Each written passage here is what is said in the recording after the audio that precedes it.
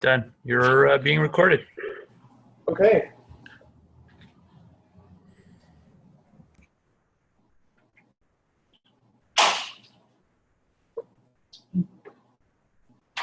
The deep learning guys took their stuff off, right? Because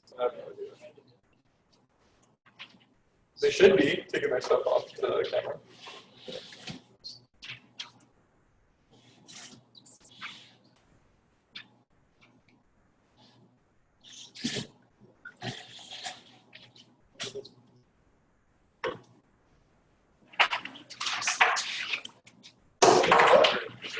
Yeah, no. I realized that I think I sent Arun my PowerPoint for my earlier slides too, because that was a new bug too, and I didn't want to deal with changing it. But I'll send it to you.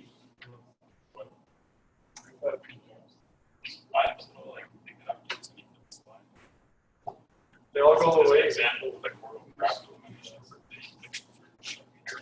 I've got some sweet fade animations in my.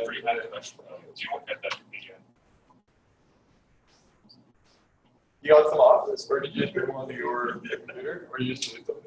I deleted the IME stuff, so I have that on my computer. Oh, you're right. Okay.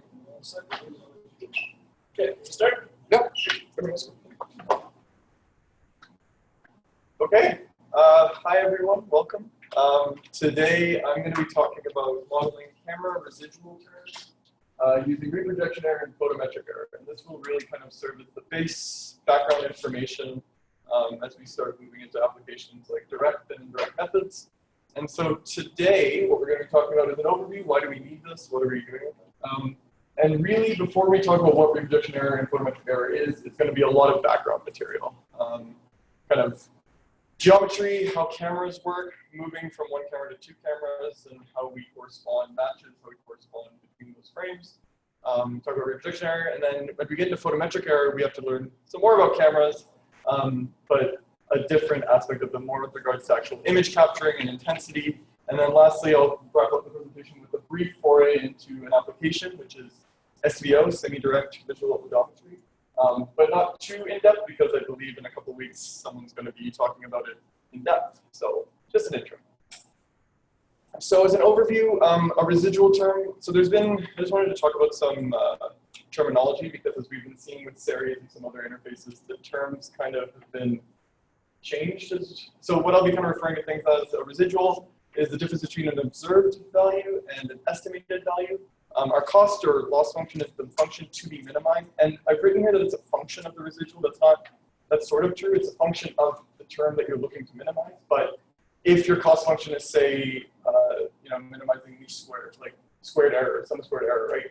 Inside that is your residual. It's the difference between your measured values and your estimated values, right? And so for cameras, the formulation of how the camera residual is set up does depend on whether you're using an indirect method or a direct method, and we'll talk about that a bit.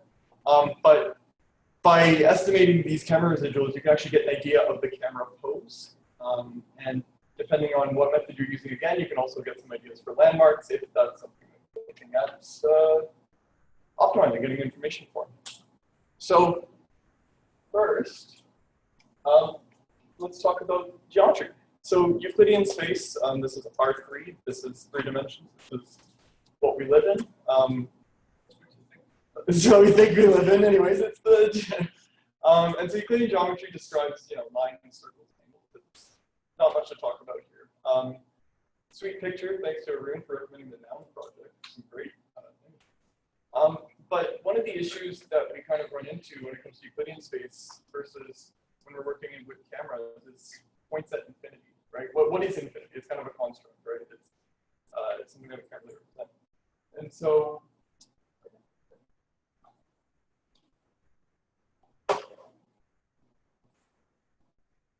this kind of brings us to something called the projective space, which is an extension of the Euclidean space, in that it's the Euclidean space plus these ideal points. And now, an ideal point is a point at infinity. So, I mean, you can see here in this image, right? This image is a picture of our world. It's a picture of 3D space. And you see these two parallel lines that are going, right? And now in our world, those two parallel lines will technically never meet. They're parallel, right? That's the whole point of it. But you can see here that in our image, they do meet up at a point, right? They meet up somewhere, and this is kind of the whole idea behind projective space. It's defining these points at infinity. It's extending the Euclidean space so that we can describe points that are mapped in an image that we can't really describe. So now, two lines will always meet in a point, whether or not they're parallel. You can define it by adding this line at infinity. So in this situation, it's kind of a horizon line from what I've been reading about the definition of that. And this is in 2D. Obviously, in 3D, you actually add a plane at infinity that describes points. And you can describe these points using homogeneous coordinates.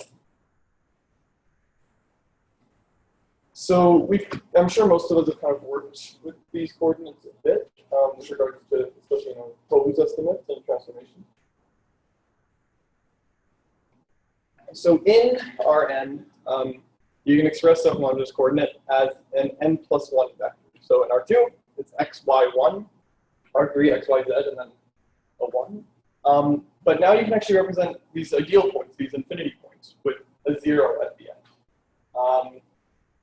And so you actually, a homogeneous point of x, y, 1 can also be scaled, and it's an equivalence class of another point. So what actually happens here is that this kx, ky, k, if k is 0, right, and then you try dividing by k, right, this equivalence class, it actually represents the point of infinity because you're trying to divide by 0.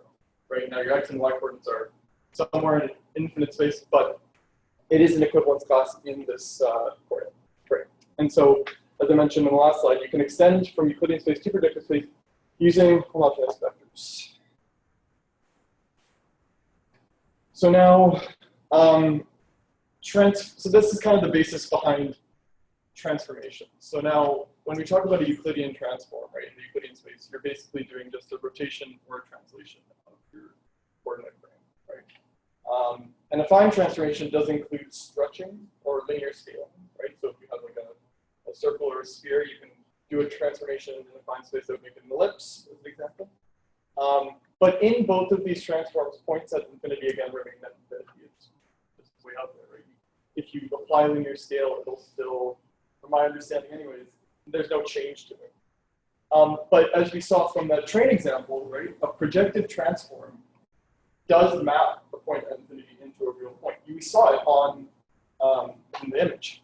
So a projective transform, like what properties of an object are preserved when you project? Is the shape preserved? Not necessarily. Angles, and this is again, I'm picturing like 3D space into an image, right?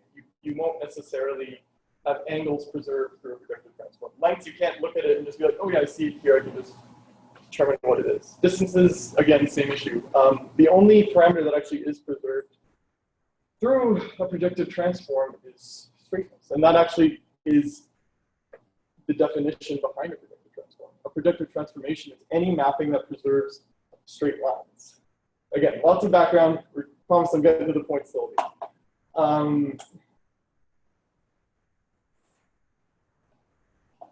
So yeah, so a projective transformation is now a mapping of the homogeneous coordinates. As I mentioned earlier, those ideal points, those points at infinity, they don't stay at infinity like they do in Euclidean space or in affine space. They're now mapped to arbitrary points in your image. And now this is super nice for computer vision. You can treat your 3D space as P3 instead of R3. You can treat images as P2. And it's useful for our practical applications, even though we know that points at infinity are constant. But like I mentioned, anything that we see in an image, all of this information that we're getting is through a projective transform. It is, it's good that we have this formulation that we can work with.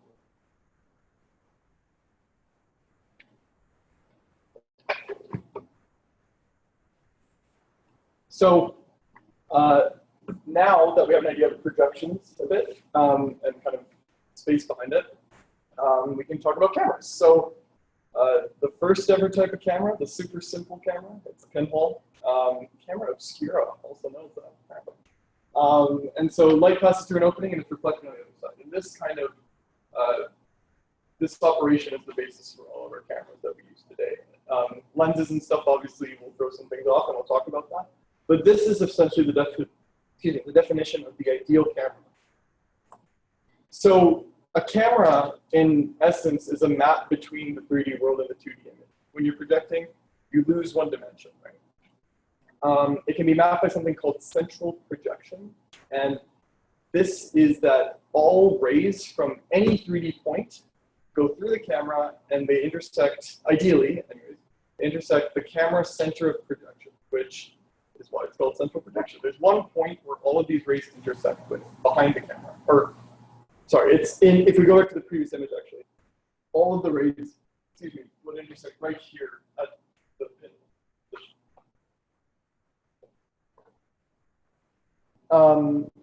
This intersects the image plane, and I'll talk about what that is in a little bit. And if the 3D structure is planar, there's no drop-in dimension. So here's kind of a little image explaining that. So you can see here in the left image, right, there's 4 different 3D points, and the rays all pass through this C, which from the camera model is kind of the pinhole. All of the light is passing through that one opening, right? And then it hits various sections on the image plane, and they're inverted, right? And if all of your images are actually on a plane to start, you don't actually lose that drop in dimension, right? It's just sort of a transform. It's been reflected again, it's going to the same point, but you're not actually losing any dimension, right? So now what can we do with this? Well, here's a great image from Leo. Thanks for that. But so you can see this 3D point, right? Can go through the center of projection and be mapped on the image plane. And so in our typical camera, right, like your ideal typical camera, the red box illustrates where the camera itself, the physical camera lies. But for convenience, we can actually place the image plane in front of the center of projection. So where the image plane lies relative to the center of projection is defined by the focal length of the camera. So that's the F value there. And so because it is just an inversion, right, the actual scale is equivalent to having a right side up image here on this side of the image, or on this side of the center of projection. Which is nicer than dealing with inverted, from my understanding anyways. So essentially, it is just mapping the projective space P3 to P2. And this is, again, expressive homogeneous coordinates. So there, XYW is the 2D homogeneous coordinates, and XYZT is our 3D space expressive homogeneous coordinates. The camera matrix P is a 3x4 matrix of rank 3, and this is the transformation, essentially. This is what is bringing it from 3D space to 2D space. We're again going to dive well more into the camera matrix as we go along. But yeah. How are we doing so far? Any questions? Any concerns, comments? Can you explain one more time the difference between R3 and P3? R3 and P3? So R3 is just regular space. P3 adds these points at infinity. It's literally just an extension of that, and it's kind of a really strange concept. And I was considering whether I wanted to dive into relating Euclidean space to affine space to projective space, but I figured it would be a bit not relevant to this. But basically, if you're wanting to go from Euclidean space to projective space, you just add these infinity points so you can refer to them in any projection, in any transformation, so they're not just arbitrary points of infinity. I don't know if there's any more, if you have any more background on that. From what I gathered, that seemed to be the definition behind it. And it really is just a construct so that we can talk about those points of infinity. Yeah. It was a bit strange. There's actually this whole discussion that I was reading about how those points at infinity can actually describe how your camera is calibrated and like how you need these things to actually know how your camera is calibrated.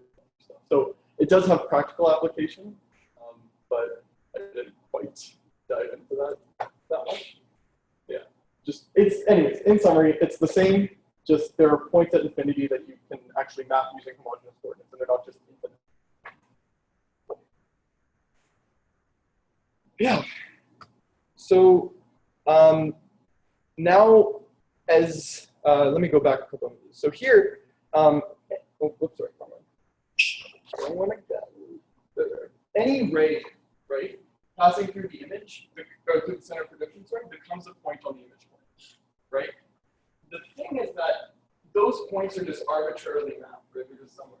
But a point along here, right, actually is the same projected image point. Right? Any point along the ray becomes the same projected image point. Anything like if there was a point behind here, right, they would be included by this T-point at the top. It's anything along a ray just still projects the same image point. Sorry to since Leo made the point with these projected points, like in art, you have paintings where there's more than one and have different points for effect. Right. But with cameras, I suspect there's just one. You're assuming there's just one, so you get a simple. When you mean one, you mean like one point from 3D space mapping to one point in the image space? No, I'm saying with your points in infinity. Yeah. Like normally with the camera, you kind of there's like one point where all the parallel lines converge. In art, which of course is totally different. Right. You can have more. You can have focal points which are not all in one focal point. Like this will Okay. effect. Right. So I'm just wondering, your research of this, can you have cameras where there is more than one? More than one. So basically you have those parallel lines, and these parallel lines go here, these other parallel lines. You have these two holes. Yeah. So what blocks that off actually is, from my understanding, it's the actual aperture of the camera. So at the C point, for the ideal case, it's just it's an infinitesimally small hole all in. But in reality, there's some diameter that you can actually change. Larger, smaller, that's changing the aperture of the camera. If you have any lines, I believe, through a lens that don't get reflected through that aperture, I mean, they just don't actually hit the sensor. They don't get to see. So I would assume if you have multiple holes, you might be able to do Your lens is focused, so it's really just a question of how your lens. How your lens is, because the lens makes the blades go through this. Yes. Distorted, then fix up by lens. Yeah. Actually makes these ways look good. Yeah, so the point I'm making is that if your model is on camera where we know this test is more than you wrote on. Yeah. We're just talking about real lenses. Yeah. Then it's not a point. Right. So with real lenses, there was something I was reading about called the circle of confusion, basically, where all of the rays don't converge directly, but through the aperture, right? There's some space, and at that point, things are not necessarily in focus. But I'm not sure about two separate focal points. I don't know if you guys have anything to chime in on that. I've never. It's all roughly in the same area, but that's what causes blur, right? It's when things aren't quite, and that's why everything in the pinhole camera is in focus, go right through at one point. It's just some. Still trying to understand the what's it. So that's sort of weird. But then if I actually think, let's say 111 0. Right. How is that different from 3330? I'm not actually too sure. In that case, I'm wondering if it would be the same. I think they're equivalent because of the sway stealing factors play at work on the homogeneous coordinates. Because you're technically multiplying all of them by some multiplication, and you're multiplying 0 by it. So I'm not sure if there's. Good question. I think they're. from my understanding, I would say they're an equivalence class, but I don't really know per se. I was just bringing up the idea of projection and projective space and why it's used. But that is a good question. Would it not be true that we should be thinking about light rays and Yeah. direction? And then because it's homogeneous coordinates, the last number sort of normalize the first three numbers, the first two. That gives us of that point. I was actually about to get into that too, because any point along the ray does come back to the same point, right? It projects to the same point on the image plane. That thinking of the points in infinity as points, like the reason you can scale them all is because you're thinking about them in rays, right? You can say that the set of rays is equivalent to the set of points along the ray, so that any point going all the way to infinity, any point scaled is equivalent. So, spoiling my life. I'm just kidding. Spoil it. Yeah, Mike told me about this. Oh yeah. It's an interesting thing to kind of wrap your head around, right? Because your raising points are. It's perfect to know whether the point is in front of the camera or behind the camera. The last number is minus. Yeah. Sign is behind. Yeah. And that was also a really strange thing. Points behind the camera, because it's like, what do you mean it's behind the camera? Like, I guess it could be, but you're only going to see points in front, but the ray can go all the way through them. So. All right. So, as we were just kind of talking about, that was good discussion. It's an interesting concept for sure. So, any ray passing through the center of projection is a projected point in the image, as I demonstrated. And as we were just saying, all points on a ray can be considered equal. Back to the equivalence class of points. Rays are image points, and then we can represent rays as homogeneous coordinates. And you can say that the set of rays is the same as the set of image points, right? The set of rays is the same as the set of read points. But you do need calibration to express the relative Euclidean geometry between the image and the world, right? The projective transformation does remove one dimension. And with a calibrated camera, you can back project 2 points in an image. And you can actually then determine the angle between two rays, the calibration parameters. This includes intrinsic calibration, and this kind of dives into that camera matrix P mentioned here. And I'll again be diving more into that in detail. Right now, actually, let's derive the camera matrix. So the way I'm going to do this is straight from the multi-view geometry textbook. But we're going to start with a super constrained model in the sense that we're going to assume everything's perfect. Like our origin of the camera is at the origin of the Euclidean coordinates, and read the pinhole. But then I'm going to build it up and include the different parameters.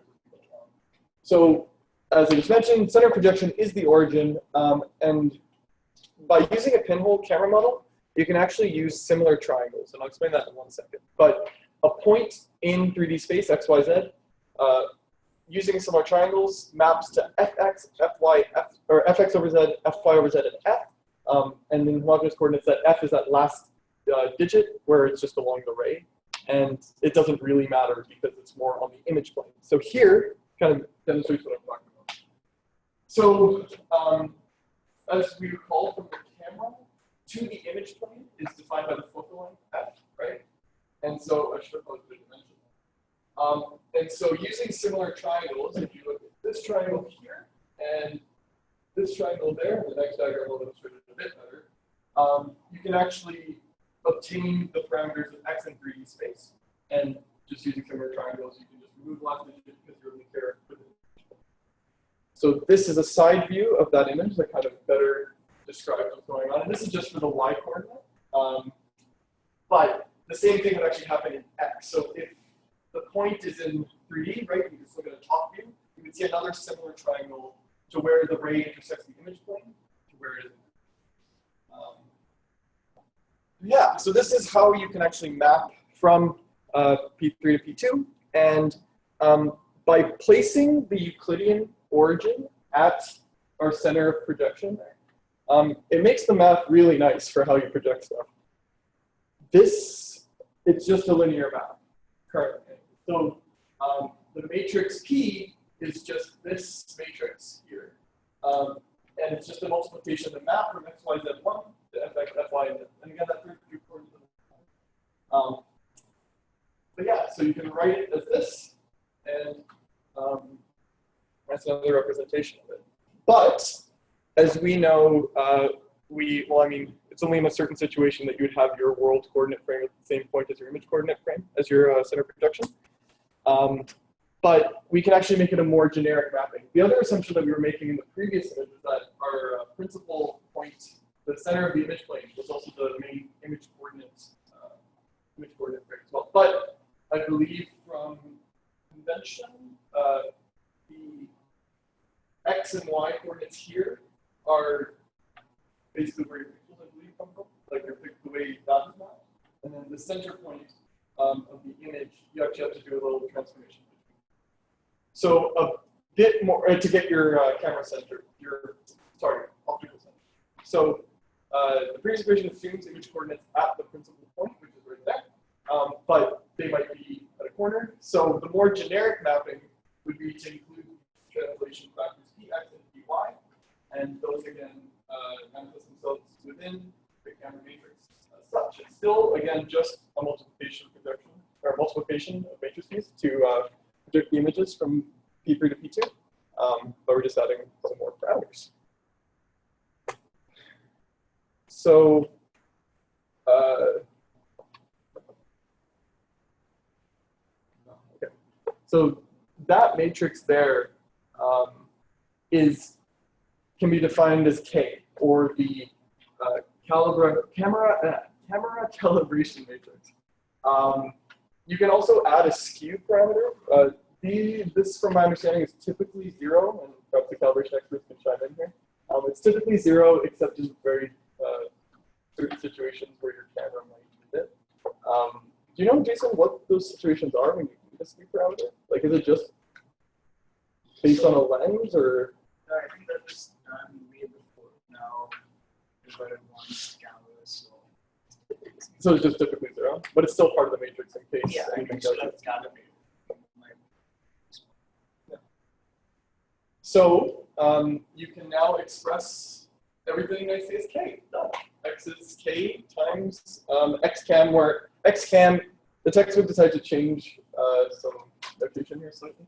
But xcam is now your 3D point, which is expressed in a coordinate frame again at the center of projection. So your center of projection is still your Euclidean 0, 0, 0. And this camera matrix can help you bring that 3D point in space onto your image plane. In those coordinates, sorry. But as we know, the world coordinate frame will not always be expressed at the center of projection. And this, like a moving camera, for example, right? You might want a stationary world coordinate frame. That's usually a good thing to have, right? Moving coordinate frames want them. So you have your world coordinate frame fixed, and you then need a rotation and a translation to get to your camera center of projection. This is not too bad of an addition.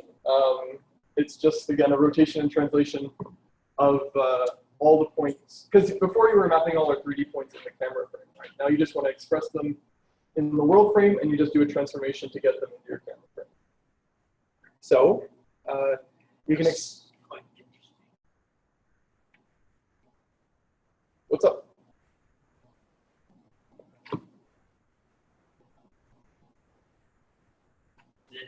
So the right hand side is the wall. Yes. Yep. Yep. See, it's still your center projection. This is your image plane, the distance of the focal length through your principal axis to the camera.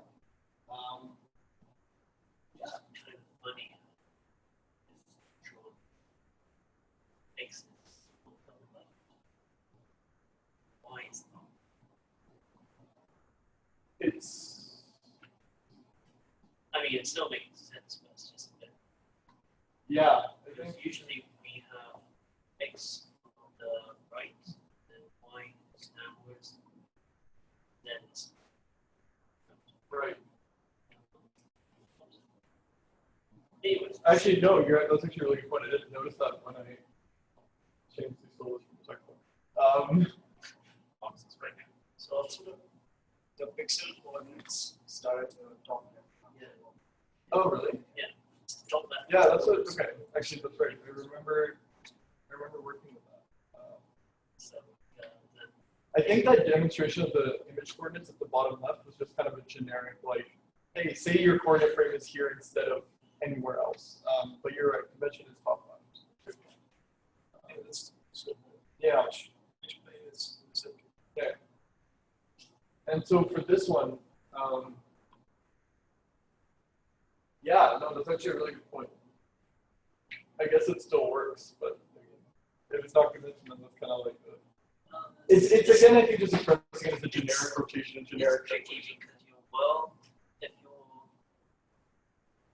your pixel coordinates are what we described, x is right, y is down, Mhm. z is what, then the world should also use the same coordinates because this will transformation is rotating down. But that's not necessarily true, because like, for example, when you were using stuff in ROS, you have your world frame in E and U, and then you're doing other stuff in NW. No, I'm saying like But- the normal projection that you transformation. So to transform camera coordinates coordinates is going to be This projection matrix doesn't? The intrinsic calibration? The K matrix that I showed? Yeah. Well, it's because the K matrix is just for intrinsics, but the true camera matrix itself is a combination of your intrinsic parameters and your extrinsic parameters. The extrinsic parameters is how you incorporate this information into that. So once you have your 3D points that you're detecting and your image points all in the camera frame, then you can just use your intrinsic matrix to bring them onto the image point. But you need the extrinsics to go from the world to the camera frame. That makes sense? I don't know if I answered that question. We'll probably talk about that later. Okay. So, oh, sorry. Just answering the question. Okay, great. I knew you would ask that, so I X probably. cam is derived. XCam, yeah, XCam is, so XCam from here is, I think, the new XCam is the 3D points that you're detecting in your camera. I really didn't like that notation when it got confused. But the reason for the tilde now is because it's the 3D points in the world frame translated into the camera frame, the origin at the center of the projection. Your camera frame origin is at the center of projection. World frame is here, so XCam is 3D points after being translated. Transformed, sorry. So now, anyways, you can express the equation as this. You now have R is your rotation matrix, minus RC tilde is your translation, twisted by T, and you can actually get a really nice form for your P matrix, which is K times RT, and it is a 3x4 matrix with rank of 3. That's what we really care about, that one matrix. So, a forward projection maps a point in 3D space through to an image point using this P matrix. But you can also do a back projection. So from a point X in an image, you can determine the set of points that map back to this point. Right? It is a ray passing. Yes. How do you multiply a 2x2 matrix? Which one's a 2x2? R is a 3. So sorry, R here is a 3x3, and RC is a 3x1. Oh, Yeah. So this is actually a, that makes sense. yeah, it's a big ray. So, yeah, No, good catch. I should have explained that. So apparently, yeah. So back projection is a ray in space passing through the space. That's the type. It's a ray in space passing through. It's a ray in space that you can back project from the image itself. You can't actually, without some other parameters, determine where along the ray the point that you're seeing is. Right. That's the whole issue with having a monocular camera. You need at least 2 to correspond depth for triangulation. But we can obtain the back projection, at least to an extent, right? You can figure out the ray as, because the ray is the point between 2 lines, and then you can extend it by the scaling factor, right? And so the way you can obtain the back projection is through the following. It actually turns out that the null space of the center projection, or the null space of P, sorry, that should say. The null space of the camera matrix itself is the center of the camera with all rays. So you therefore then know 2 points on each ray that you want to back predict, right? You actually know the center of projection because every ray has this center. And the second point you know is actually the pseudo inverse of P times X. And the reason, so like I said, you don't know where along the ray your second point is, except you do know that this point P, pseudo inverse P times X is always the second point. And the reason is because it is a point that does project to X. Right? Because P plus X is a point in 3D space. When you multiply it by P, you actually get the identity matrix, right? This is the pseudo inverse, and it's a point that maps to X on your image plane. So through these 2 points, your camera center and this pseudo inverse point. I don't know a good name for that one. Anyways, with those 2 points, you can then create the ray that extends all the way out to them. Any questions on that? That's just the null space of P. But okay. So now this is all the pinhole camera stuff. This is all ideal. And now I'm going to go I'm not going to talk too much about lenses, but once you add the lens, everything will rejoin the real world where nothing's perfect. So we want to correct for distortions from lenses as if we were using a pinhole camera, right? Like that's the ideal model I give you guys to get that. So distortion can be radial or tangential. A tangential distortion is when your image plane, or I guess your sensor plane here, is slightly skewed relative to the actual aperture. It's not completely parallel. That's a manufacturing defect. And more of the distortions that I think we care about are radial distortions. Excuse me. I believe the tangential ones are pretty hard to kind of characterize just because it is a manufacturing defect. Well, a radial one is kind of more measurable, at least through the construct of the lens. So 2 types of radial distortion are barrel and pincushion. Thanks to Wikipedia for the images. And it occurs during the initial projection onto the image plane. So in this first image here, you can see like this line, for example. We know in real life it's a shelf, it's a straight line, but you can see it's curving all the way across, right? Same thing kind of at this edge, and that's kind of illustrated here by what the radial distortion was. When you correct for it, you get a linear image, and this one is quite zoomed in. I guess this line's probably the significant radial distortion on the outside. But you can actually characterize for L, which is just the distortion factor on the lens. This can be solved for through calibration, and it affects your intrinsic matrix. With your intrinsic matrix now, the way the points project isn't necessarily going to be the same as it is for a pinhole camera. At the point, if you have a larger field of view, for example, a point farther out would actually now project into the frame. So that's how that gets incorporated in.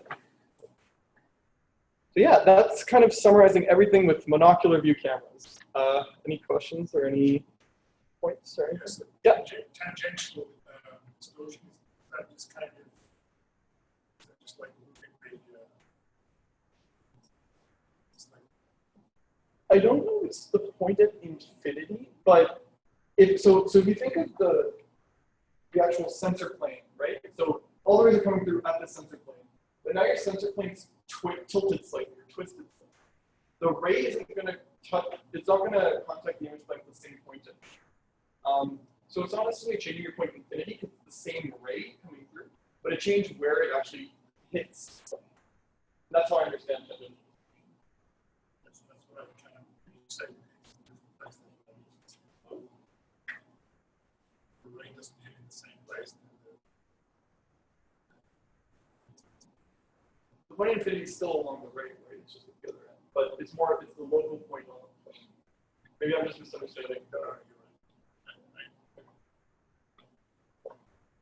it does preserve. What does it look like? What does it look like? So Yeah. yeah, I understand. Oh, I see. Okay, yes. Okay, so it's not parallel to what's the distortion. sure. So I think if you just have distortion, tangential distortion, like going back to the train example, if it was tilted back, the point infinity would be raised up in the image again. Yeah. Okay. I see what you're saying. I think that's how that would manifest itself. But that's a very tough thing to, I guess, characterize without. It preserves straight lines. I believe so. believe so. I don't know if the calibration guys, does tangential distortion still preserve straight lines? It's just the actual skew of the. So if you had tangential distortion, but no parallel distortion. Yeah. I have to look at the distortion. And you know, I think probably it would would. potentially. Is it the plane is your Yeah, the plane moves. Yeah, so probably should. I would think so. I just wanted to double check that. Yeah, so yeah, I think it would preserve straight lines, but it would move, like you said, any mapping points on the from the rays. Okay. So still on background, we're now going to move to multi-view geometry. We're going to talk about epipolar planes and all this stuff. And I know this is a lot of background, but I promise we're going to get into why we need all of this before we talk about reprojection. It's all made up of this. So motivation behind epipolar geometry is to search for corresponding points in stereo matching. Some terminology: the baseline is the line joining camera center. The epipole is the intersection point of the baseline and the image plane. The epipolar line is the intersection of an epipolar plane with the image plane, and the epipolar plane is the plane containing the baseline. Here's an image rather than words. This here, E prime and E are your epipole themselves. This is the epipolar line. This line here, which I guess you can go C prime and C, is your baseline. This plane here that contains the two camera centers and your point gradient space is your epipolar plane, which again just defined as anything containing the baseline. And it basically illustrates the constraints between two images for a point in 3D space. If you see one point for one camera and you see the same point in the other camera, there's a certain line that this point has to lie across. That's what's described here. So this line here is actually demonstrating this line along here. So if you know the epipolar line from this plane for this point, you only need to search along this ray in this camera to find where the point is. It's really useful for corresponding matches between two cameras, because now you are really reducing your search space and you can eliminate any bad matches that way. So this can be obtained through something called the fundamental matrix, which is an algebraic representation of epipolar geometry. It represents the mapping from P2 to, I believe, P. It just said through the epipolar, it maps from your 2D projective space into an epipolar line, right? Because you have an image, you have another image, and now all you really care about is that line, because that's where any point you're searching for is defined across, right? So there's two steps that you need in order to get the fundamental matrix, and I realize now when I wrote it out like that, it's really easy. Just, yeah, map point x to x prime, and then obtain L prime from joining x prime to E. Super easy. But you know this point because this is where your two camera centers will be. So if you have the homography between these two planes, you know where your two baselines are, and you can construct a line between. So you technically should know where the epipole is in your plane, and then this point x is just where your measured feature shows up in the image. Yeah. So the fundamental matrix has some properties. The main thing is correspondence, right? And so when you see a point in one plane and you see it in the other plane, it has to lie along this epipole. So the main correspondence is that x prime transpose fx, where x prime is this point, f is the fundamental matrix between these two, and x, it should be equal to 0. Then there's some rules for transpose. If f is the fundamental matrix for camera P, f transpose is the corresponding matrix for P prime. If you want to go from the other direction, basically, like you're trying to find the epipolar line in one image from the first camera, to find it from camera 2 to camera 1, you take the transpose. Epipolar lines can be defined using this matrix, and the null space of the fundamental matrix is actually the location of the epipolar. Some methods to solve for this are called the 7-point algorithm, 8-point algorithm, because 7 points is, I believe, the minimum number of points you need to actually solve for the transformation and obtain all these parameters. 8 points, from what I've heard, is more robust, I think. And ransack is another method for doing it. That's, quick, remove outliers, right? It's also like 4 points. Oh, there is a 5-point. You're right. That's right. And I think OpenCV has another method, like least median of squares, to solve for these things. So there's a variety of methods to solve for your fundamental matrix. You just said that 7 points was the minimum, so how do you find Yeah, I'm not sure. The textbook said 7 points was the minimum, and I'm realizing now that I'm contradicting myself. But 5 points? apparently, no, you might get the right answer, but you could also have the wrong answer. Right? You just it's ambiguous when you use the 5 points. No, I'm not sure. That's a good question. I should probably look into that.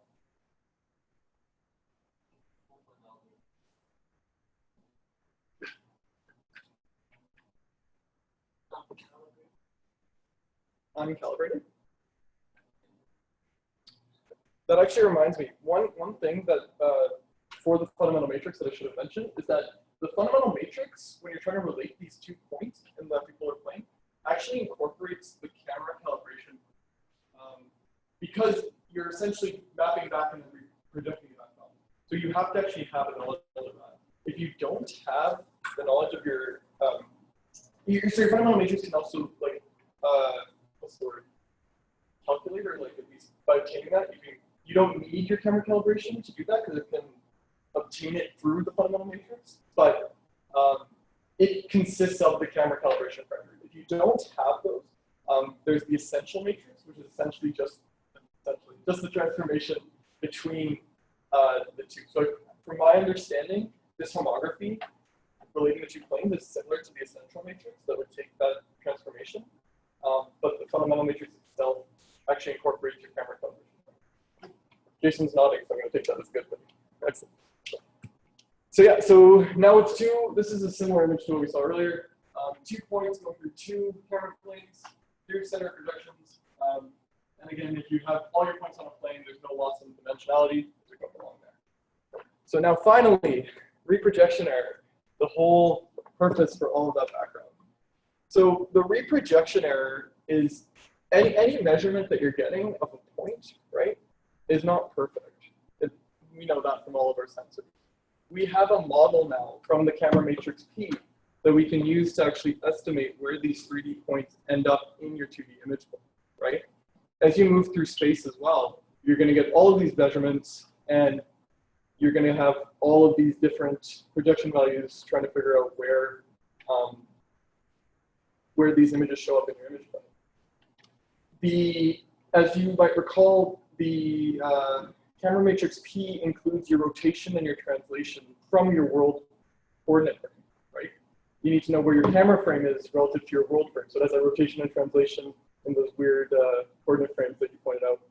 But that, for our purposes in SLAM and what we care about, that rotation and translation is the camera pose, right? That's a parameter that you can actually now optimize through the reprojection error and get an idea of where you are in 3D space. And that's kind of the whole benefit. That's the whole awesomeness of this. You can, using reprojection error, you can get an estimate of your camera pose because of trying to optimize the camera matrix and simultaneously the point in 3D space. So the sum squared distance between the projections of your 3D point and the measured image points. And this is done by Euclidean distance, and this is d prime here. That is your reprojection. This does only kind of apply when you have, so from my understanding, and this is something that was a little bit shaky, but this is one point, right? And so in one image, you're going to get a ton of different points. You can do a reprojection error on, I believe, just one camera with all these different features. Is that right? Or do you need 2 images? I think you just need 1 image because if you can reproject all of these points, that's how you get multiple constraints. But if you only have 1 point that you're trying to do, you need 2 images. Does that make sense? You need minimum 3 points that are non-coplanar. Okay, 3 points that are non-coplanar. That makes sense. Sorry, I can be coplanar, not coplanar. To use only 1 camera. 1 camera. So we use 1 camera per reprojection. Okay, that makes sense.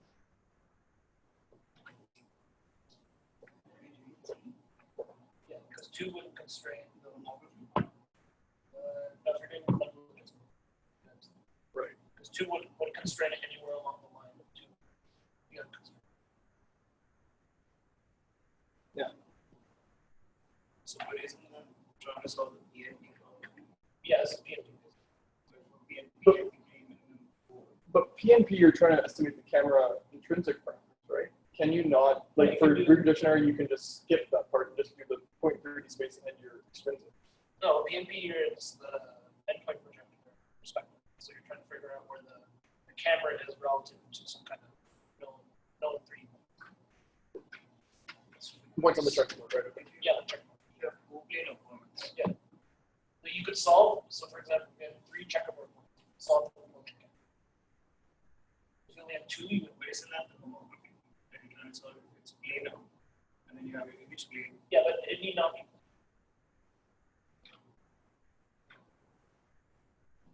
Anyways, we can.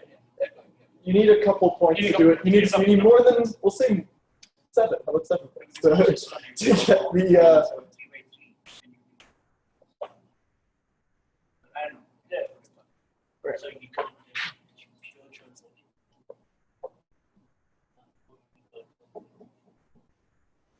No, if you're just trying to solve the puzzle from no.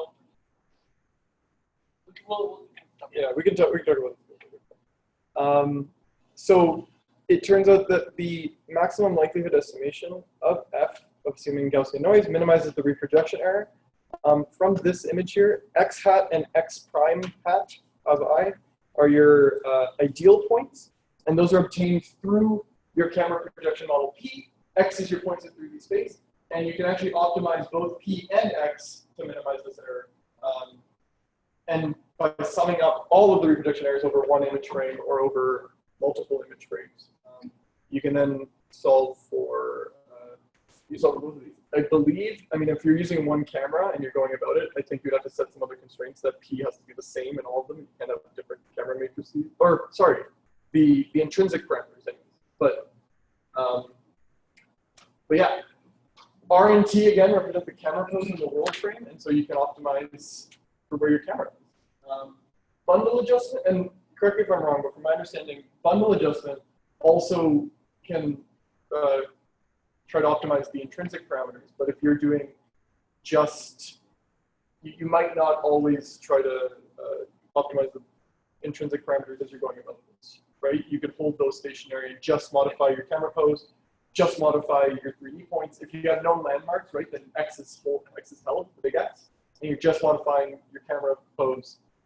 But a bundle adjustment is a full intrinsic, extrinsic, and 3D point estimation of your points and spaces you're going about it.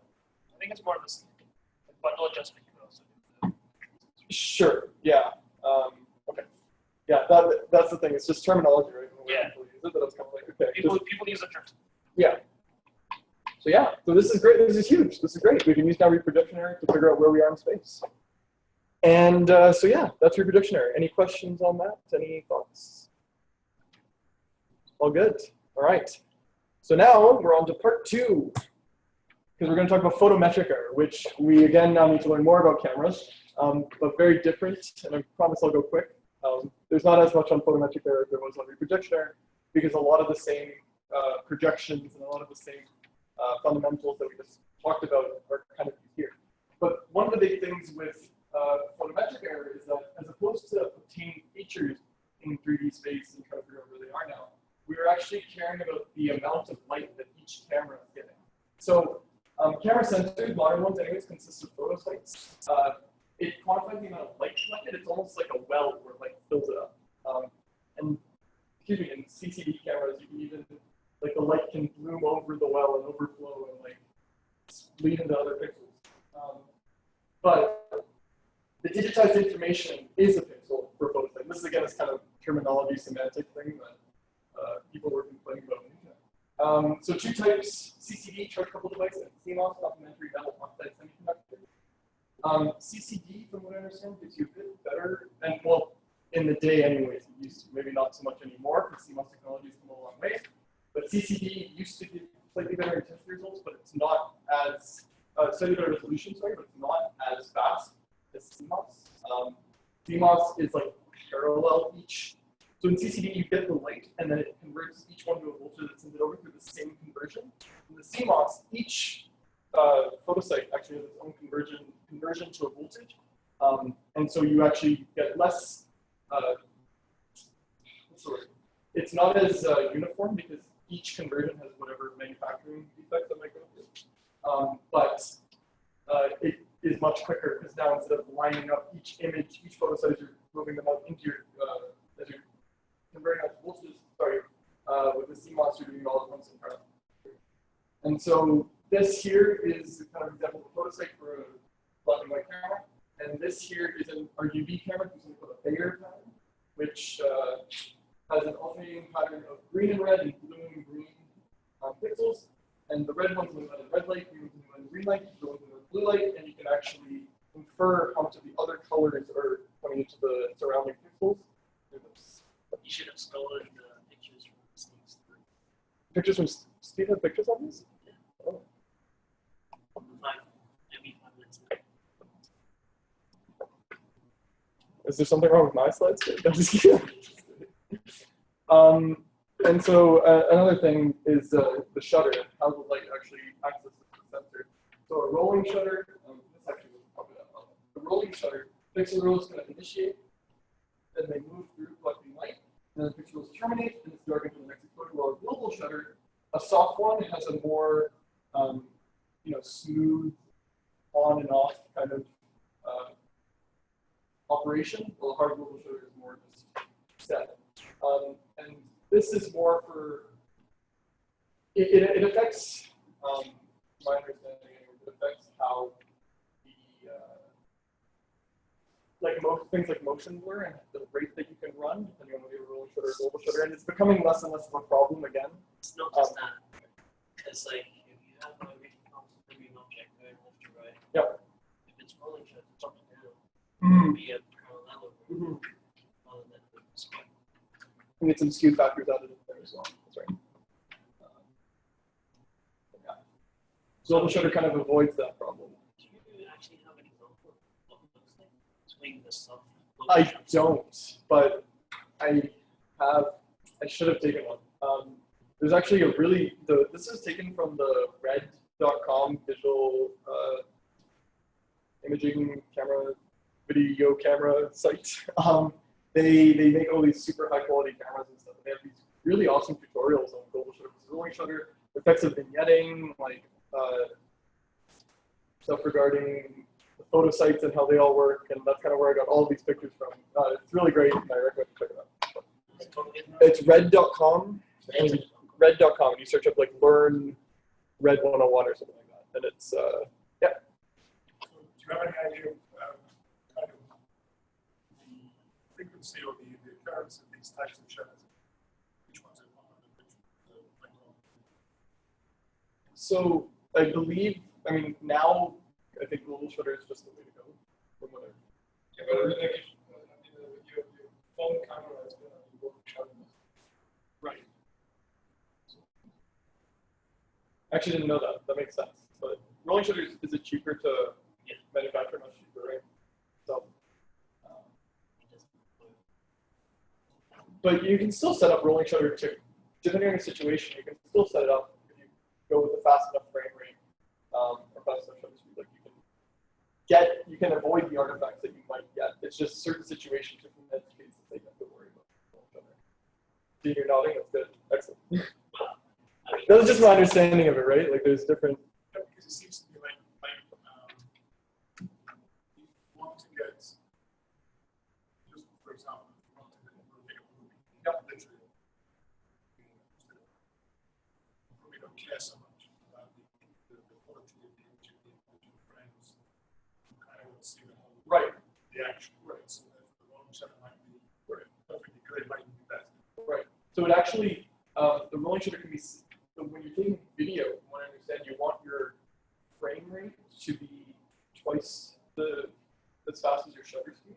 So that, like that's kind of the normal how we perceive our eyes, I think, work and how we perceive movies and how all these operate. But when you change like the total time that your rolling shutter takes to operate and finish, like there's some layover between that and your next image frame starts the next sequence, right? And so as you do that, it actually will affect how each of these things show up, but you can set it up in such a way that if you're rolling shutter fast enough. Because it seems to be that human eye works for like some systems. Right. So it doesn't care. It's kind of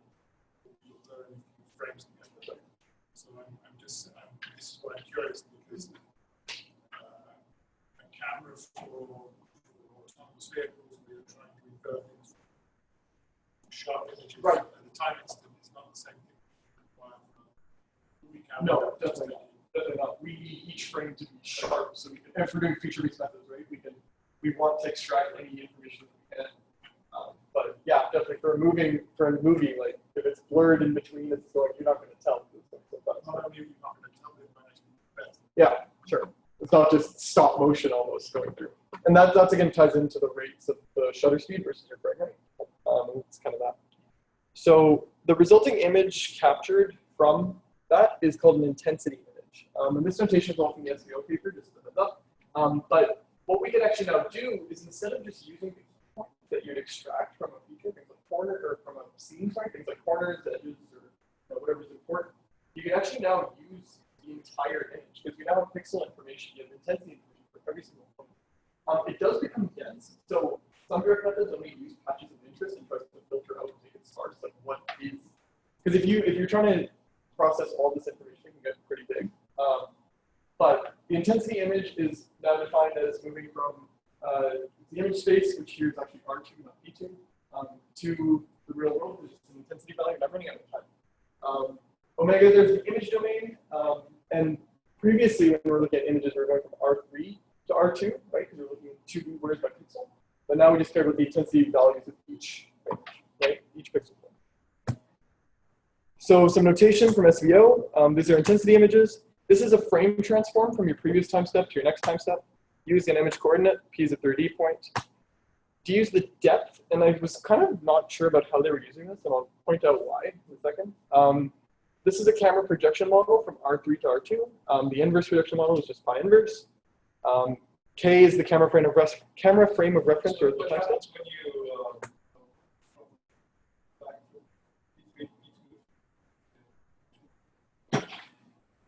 When you I want to say that in this case, it's kind of interchangeable because so one thing that I mentioned is that your P3, like mapping those points at infinity, it's more of a construct for us. Like we know points at infinity aren't really a thing, but it's practically applicable. But in this case, like I still think. your previous matrices, can you just draw rows and columns? Well, no. So you still need. Right, so those previous definitions that I made, you still need homogeneous coordinates. So I think you can express homogeneous coordinates for R3, even though the whole point of it is to express those points at infinity. And so I'm not actually too sure about that, unfortunately. Sorry. But from how I'm understanding, anyways, look at this point, they're fairly, they're kind of interchangeable right now, anyways. I think if they wrote here that it's from P3 to P2, we'd be like, okay, great. Like it's not. And so then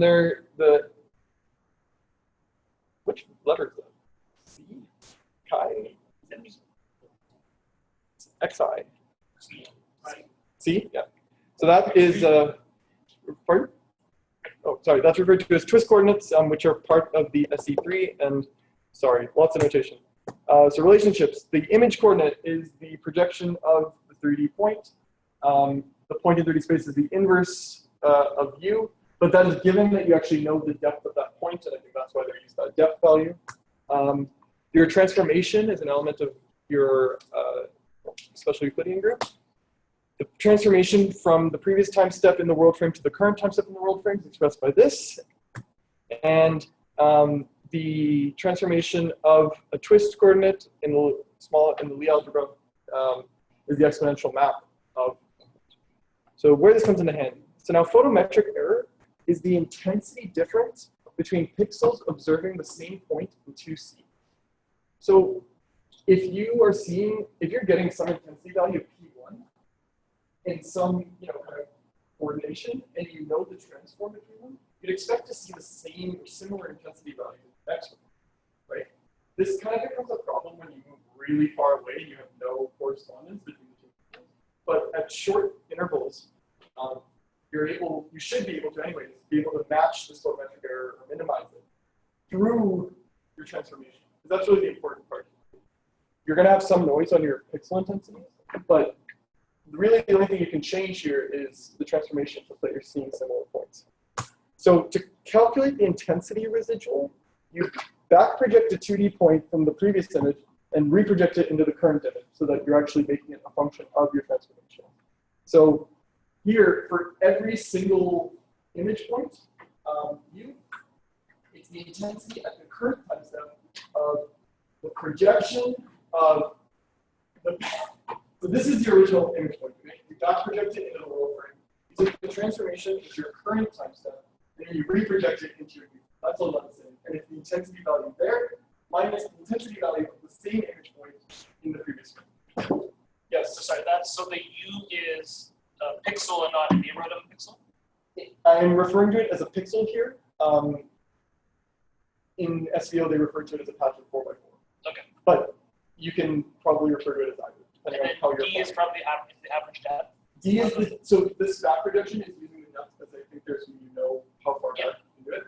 But if you're reprojecting it, then it's kind of, it's sort of not really relevant. It's along the same way. Right? Yeah. If you use the epipolar geometry, you don't necessarily need that 3D point where it actually is in space to figure out where it is. Yeah. That's the benefit of the epipolar geometry. So one thing I didn't like is that they refer to previous time steps as k-1, but this U is the image point from the previous, like, right. So I feel like they could have done that slightly differently, but yeah. Any questions on that notation? All good. And so then you're looking to minimize, assuming gusting noise, the negative log likelihood for the camera pose actually becomes this nice sum of squares.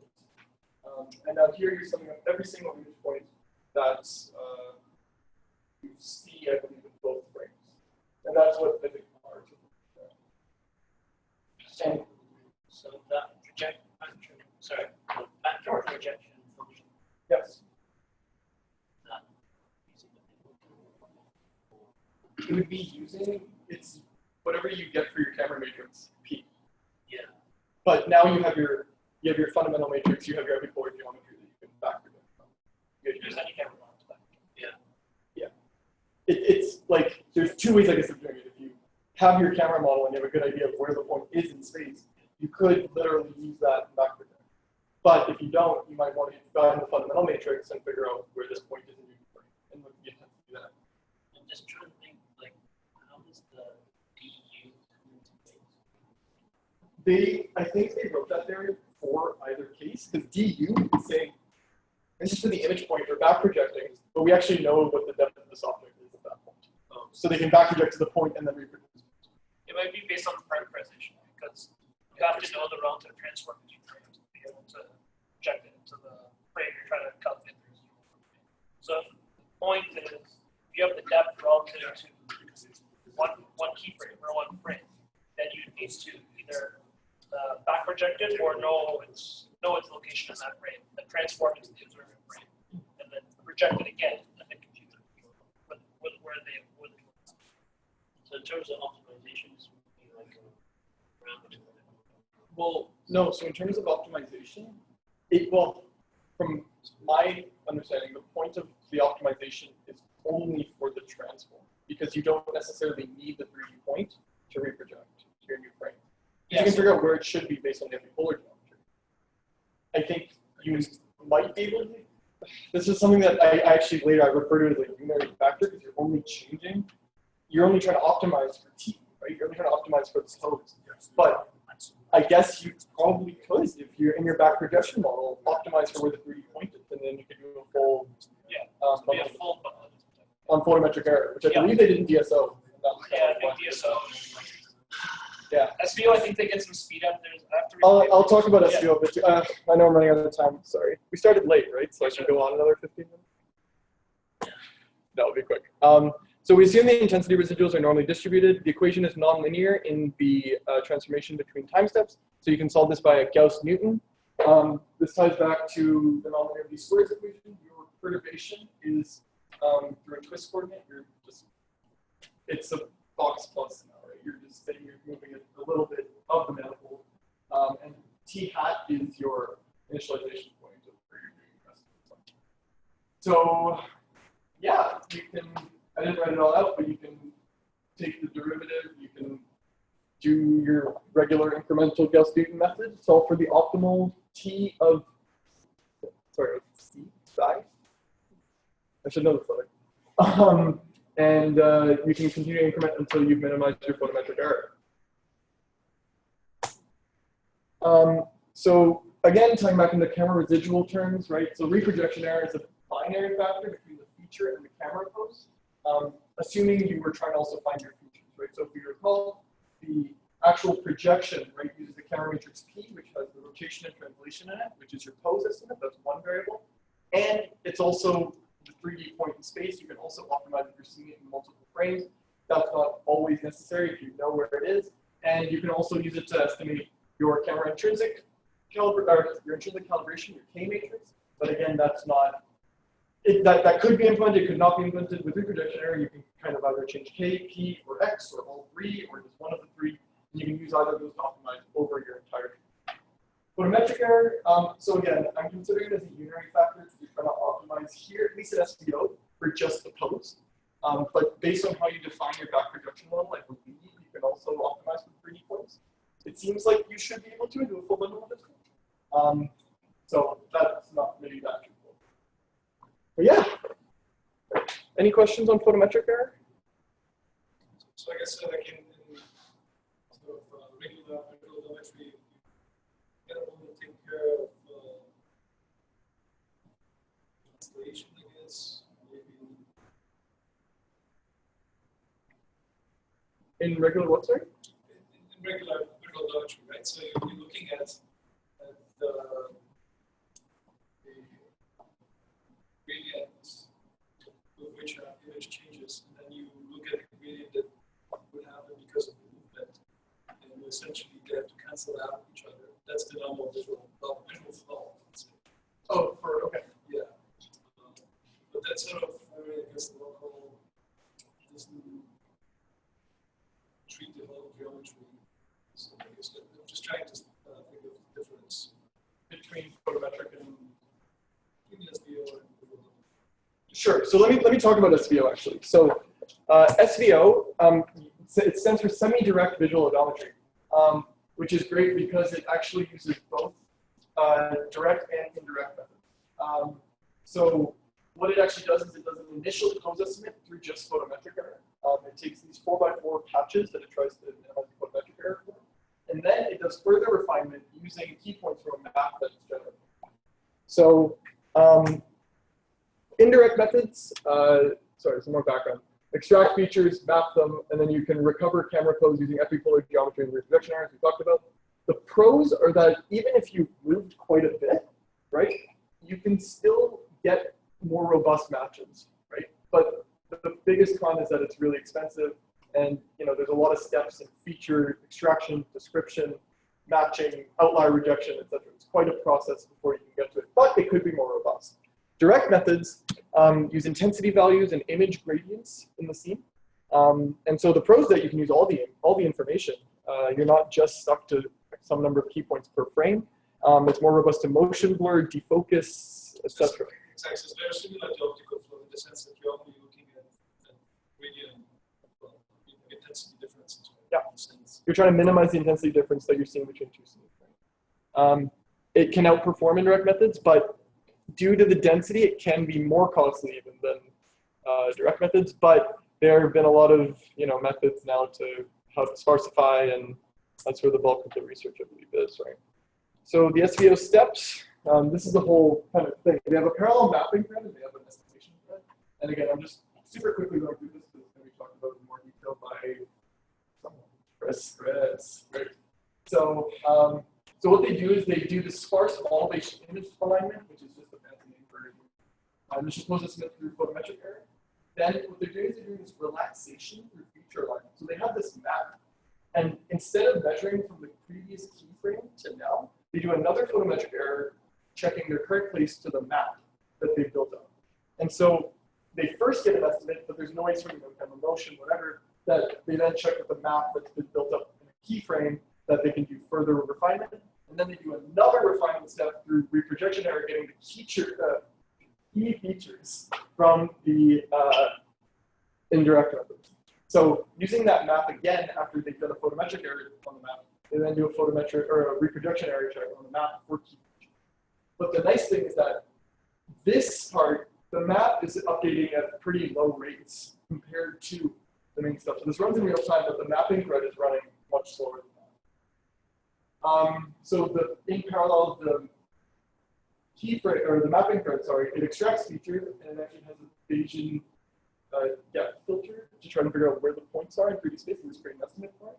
And then they estimate the depth through a projection model of the camera, and then that gets sent back up and used again in SVO.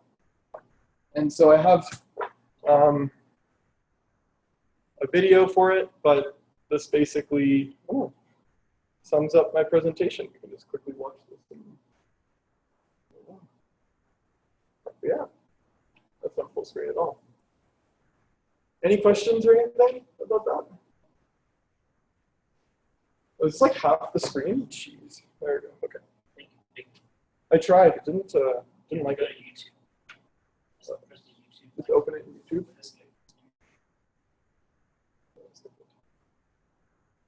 Yeah. Shouldn't have done that. Should not have done that. Everything broke. Anyways, watch the SVO video on YouTube. It's pretty sweet. That's not working out. So in terms of, I can't remember what camera were they putting. It's like really high FPS. I actually don't remember. They didn't. I was more focused on the theory than the actual. I quickly looked at the results to be like, oh,